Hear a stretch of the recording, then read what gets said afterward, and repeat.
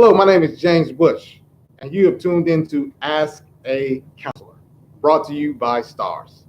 Now, this live stream seeks to not maybe answer the questions, but to help you guys with information on addiction, most notably opioids. And we may throw in a couple of other things in there as well, too. So to my right, we have April Barnes, and I want to let her tell you about some of the great things she's doing at her agency. All right, my name is April Barnes, and I work for The Next Door. We are a treatment center in Nashville located off Charlotte, just a couple blocks down. And we serve women who are in need of addiction treatment.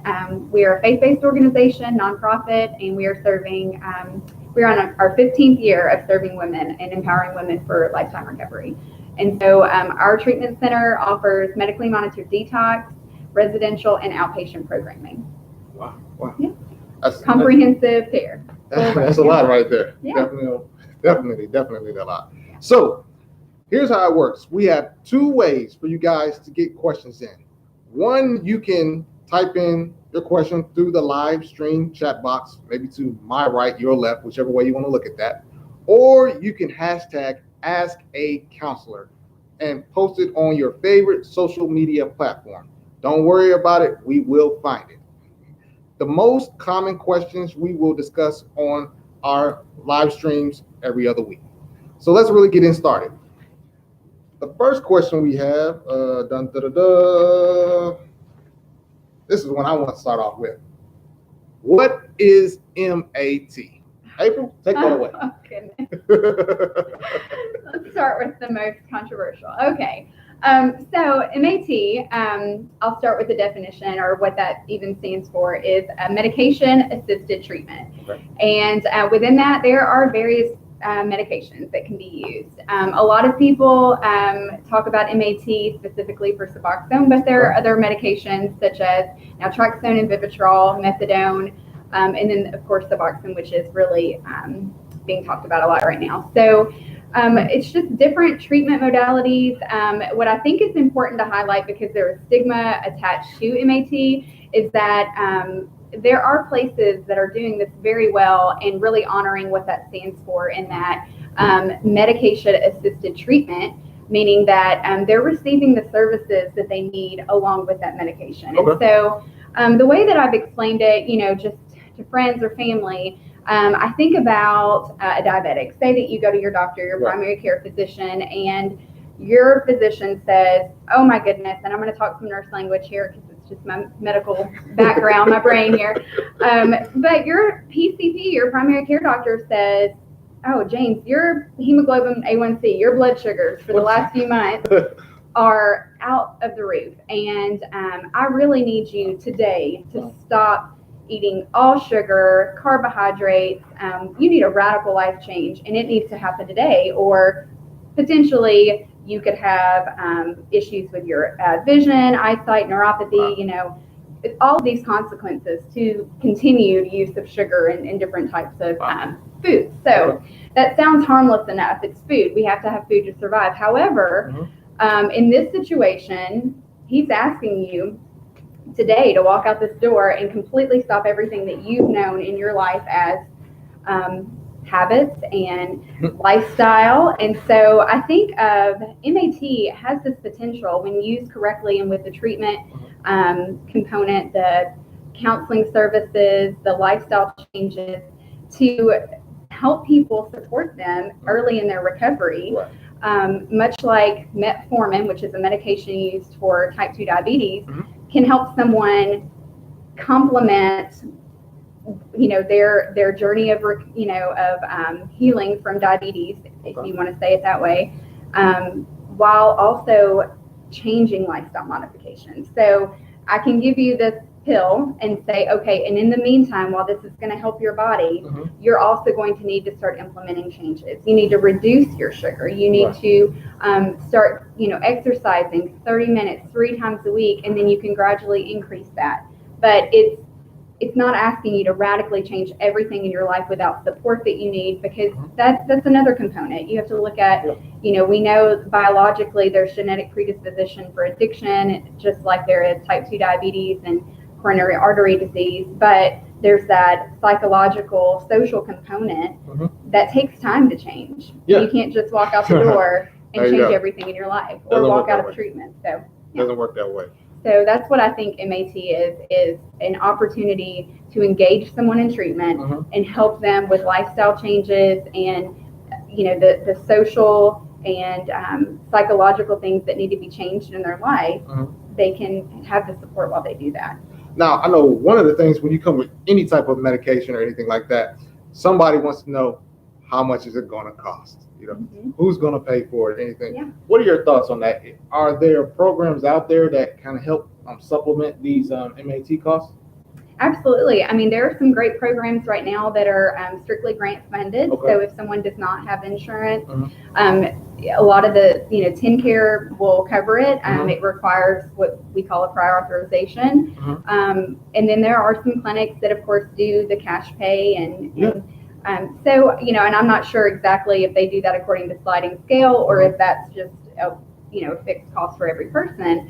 But there, in that specifically, I'm thinking when I'm talking about that of Suboxone, but there are, again, other treatment modalities and other pharmaceutical medications and reps that will work with someone. Vivitrol is a great medication. While it can be costly, there are avenues out there for people to obtain these medications. So cool.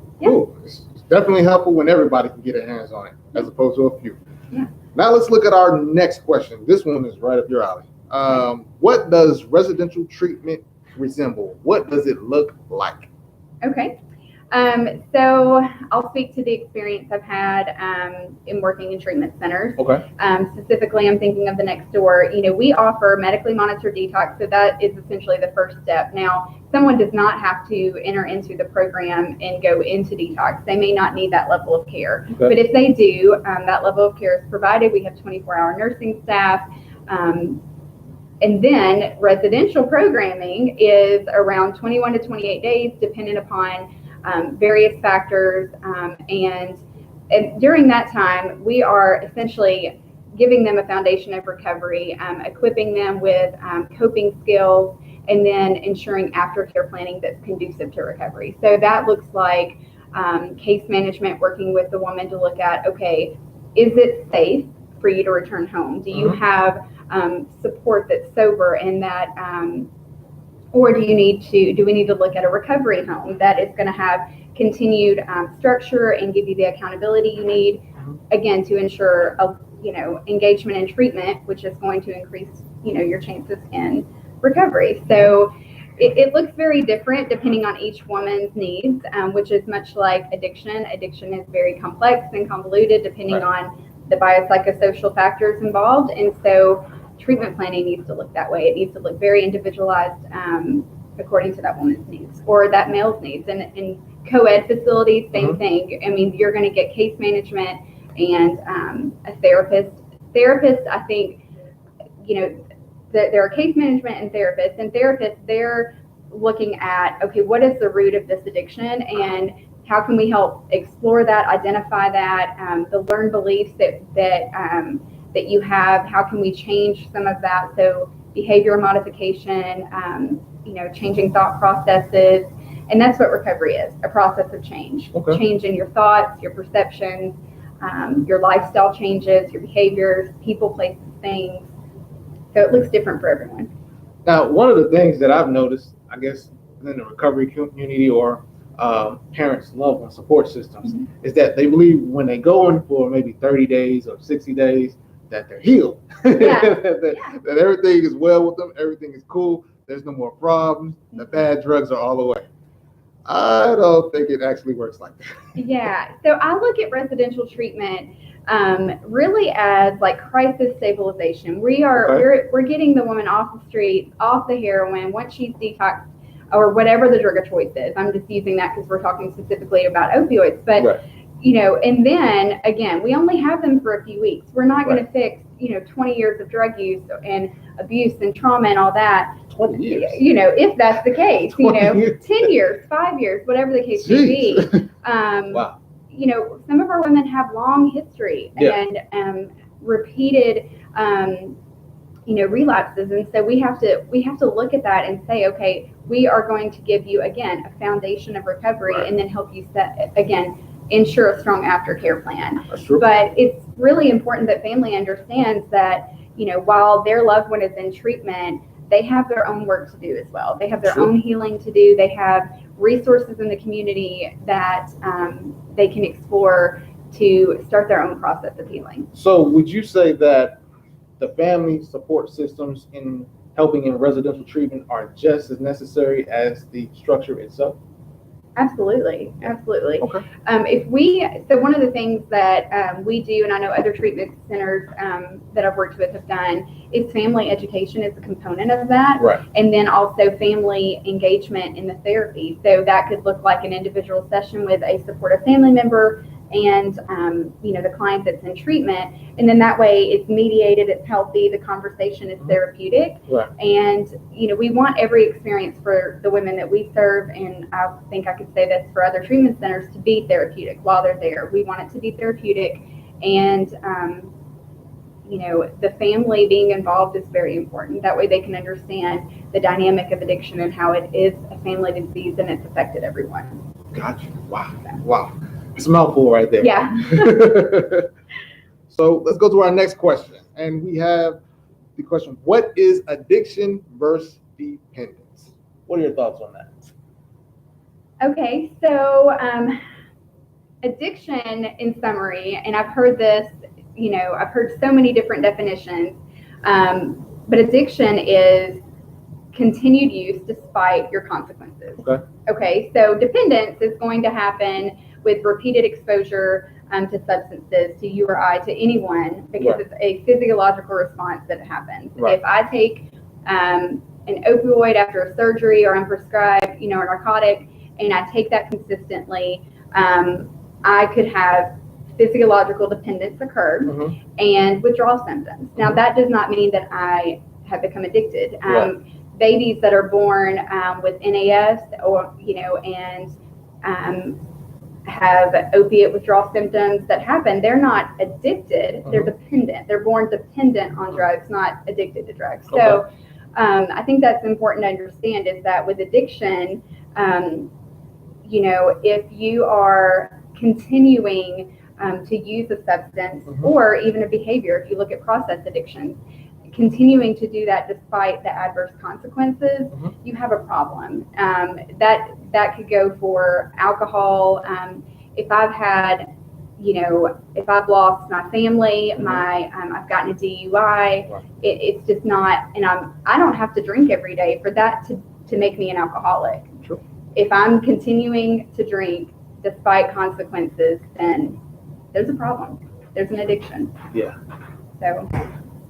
So if we were to, because marijuana is the hottest topic right now, and there's an idea that sometimes that marijuana is not addictive, but I think the last statement that you just made, where if you continue to use despite negative consequences, does that fall into that same category? Yes, I think, again, though, we're looking at, when you're talking about substances, even marijuana, alcohol is legal, but people still have negative consequences, and it still kills people every day, whether that's through DUIs. It's sort of clouded right now because of the opioid crisis, and that's what we're talking about. But alcoholism is still very real and causes liver failure and, DUI accidents that kill people daily. So we can't, not also look at the things that are even legal that we've been told that are okay to consume. True. So if you're using something despite the consequence, and it's all doing the same thing in the way that it changes the brain chemistry, and the way that it rewires the way that we think and the way that we make decisions. So that's why prevention, abstinence on the front end is so important. Yeah, definitely. So on our next question, we got this in line where we were talking about residential treatment, and the person who wrote it, they said, what does recovery look like after they get out of treatment? Because you got this person, they've been in for a while. Now what? What do we do? What can't we do? Do we have to hide all the liquor? Yeah. Do we got to put all the pills up in the cabinet or anything like that? What do we do?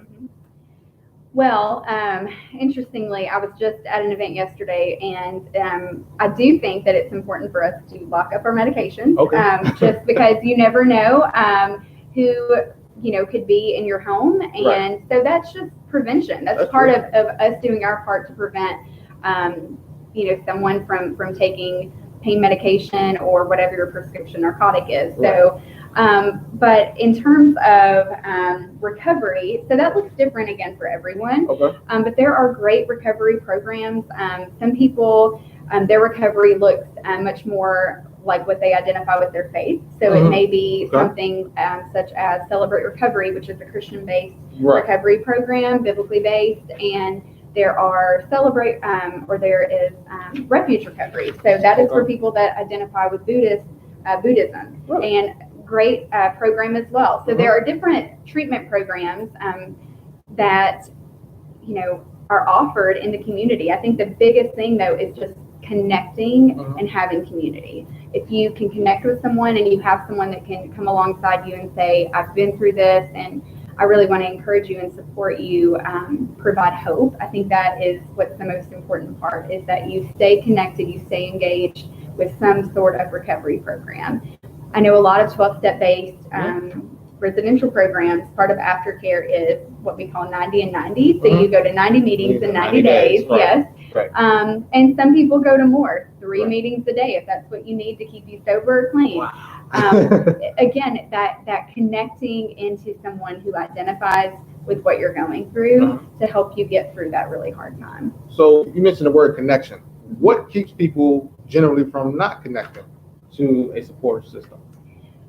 Well, I think addiction can be isolating. It's natural, not just with addiction. I think it's natural in life to want to isolate during times. That could be with mental health, that could be with depression, that could be with anxiety. And so part of that is being vulnerable enough to share your experience with someone and allow them to come alongside you, doing that work and opening up about what your needs are. But then again, resources in the community. A big barrier that our women have that I hear them talk about is transportation to get to these support groups. So obviously, if there are meetings on the community but you don't have a ride, that is a barrier, and it's a reality for a lot of people that we serve. And so thankfully there are online programs. I think that anytime that you can connect with someone in person, that is going to be more organic and more natural, and there's just a greater sense of intimacy in that. However, if you need to do an online program, you're really struggling, just to say, I need to talk to someone, call your sponsor, whatever it is that you need to do to have some sort of connection. Awesome. So now here's the fun question of the afternoon. Well, it's not afternoon, it's a little earlier than that. Anyway, why won't they just stop using? Okay, so and we get asked that a lot. They're tired of it. It's like, why won't they just stop? The family is up, and again, I think this goes back to the disease model of addiction and what happens to the brain, and how we try to explain this to families. Your loved one can't stop right now because the part of the brain that is responsible for them making those rational decisions has been completely hijacked, and so that's where they need the support through coming into a residential program or even a long-term program. If they can get into something where they can have abstinence, which allows the brain to heal, and that can take up to 2 years for some people, depending on what the substance is, and within that as well, once you take the drugs, alcohol, process addictions away, there's a lot of emotional pain that can occur, because you're looking at, what have I done during my addiction? Who have I hurt during my addiction? And so that, I think, in looking at, again, just in the women that we serve and talking with them, that pain, that emotional pain, sometimes is more difficult to experience than the physical withdrawal, because they're being forced to look at themselves in a way that they haven't. And so helping them overcome that shame and guilt and working through that And again, just coaching them and encouraging them like how to forgive themselves. Right. It's such a really big part of it as well. So the emotional pain is really difficult as well. So that's a conversation or a topic that doesn't really get brought up a whole lot. I think that people think, okay, they're off the drugs and alcohol, they're fine now. Mm-hmm. But at the root of addiction is some sort of pain.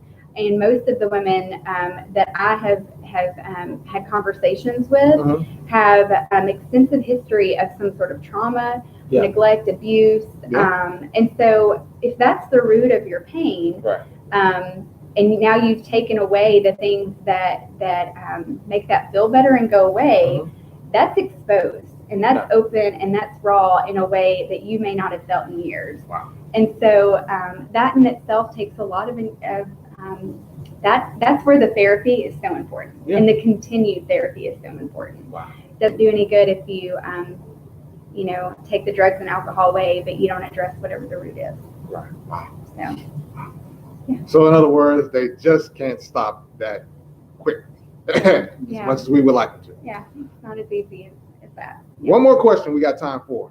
And this comes from the idea of, what are some of the most commonly prescription pills that are abused from your viewpoint? Okay.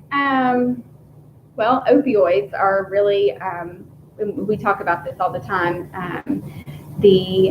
opiates, the narcotic pain pills that are prescribed by, a physician or a dentist. And I know we hear that a lot, and that's not throwing shade on the physicians in the community by any means, but I hear we're not doing that. I hear so often. Again, I'm just thinking about experience in my role as admissions nurse at the next door, hearing how did this addiction start? Right. When was the first time you ever took a pill or whatever the case may be? And I remember hearing stories of women saying, I took that Lortab or I took those pain pills and I felt normal and life just felt good. I just felt like myself. I felt normal. Wow. And so for them, they were hooked. And not every person, again, that is prescribed a medication for, a dental procedure is going to become dependent or addicted. Okay.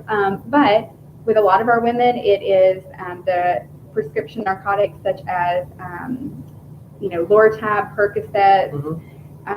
That they're prescribed for whatever reason, and then when the availability is no longer there, that's when they'll change to heroin. Mm-hmm. And we can't forget benzodiazepines, so Valium, Xanax. I mean, again, still hasn't gone anywhere. That is still very much being abused. Right. And then with the college age population, your stimulants, the Adderall to keep you up so I can study, and that has been so normalized, but. That is not okay to be taking, speed. And that is just really something that's overlooked again with the opiate crisis. There are other prescriptions being abused. So 1 minute. Wow, we're at 23. So do we have any time left? Oh, there was a question asked from MPP via the sidebar, and I'm looking at the sidebar. And I don't see the question. We don't see it. Wow. Was that Dwayne? Let's see. Maybe. Oh, wow. There it is. Okay, let's see. All right. What suggestions do you have for the faith-based community to get involved in the opioid epidemic solution? He would ask that, wouldn't he? I don't know if it's him or not, but so we talk a lot about the faith-based community. Because we have so much that we can do to help. I work for a faith-based organization, and I see the volunteers that come in and they give so much of themselves, and the donations that we receive, and that really helps us as a nonprofit be able to serve the women that we do. Right. And so just that heart of giving, in whatever capacity that is. Some of the ways that I think a faith-based community could help, again, barriers such as transportation, opening the doors for more recovery support groups. Okay. We have some great communities that have great support groups, but there still aren't enough. Right. Helping and getting involved in whatever ministry or nonprofit or organization that's supporting the work that we're all doing, we could all use more volunteers and more donations and things like that, because we're serving people who really have lost everything in their lives. And so transportation, I don't know how many times, if we could just have someone help us get someone to treatment. Now, tangibly, what does that look like? You know, that's where there's a thing called becoming a Tennessee Recovery Certified Congregation. And I, would have to, give a shout out to Lifeline and the Faithbased Initiative programs, because they're the ones that would actually go into the church and make that become possible. But they equip the churches with the education they need to be able to respond to people in the church. That's another thing, is that I think we just need to have the conversation more, even within our congregations, about addiction, and that it is a reality, even within the walls of the church, that we don't always feel comfortable talking about. So starting with even having the conversation is could be huge. So gotcha. Yeah. Well, folks, that's all we have time for today. We'd like to thank April Barnes for joining us on this Ask a Counselor live stream today. We will be back on February the 21st, 11 a.m. with Paris Brown, primary counselor from Youth Overcoming Drug Abuse. For more on this topic and topics like this, visit us at havetheconversationtn.org. Thank you. Have a good day.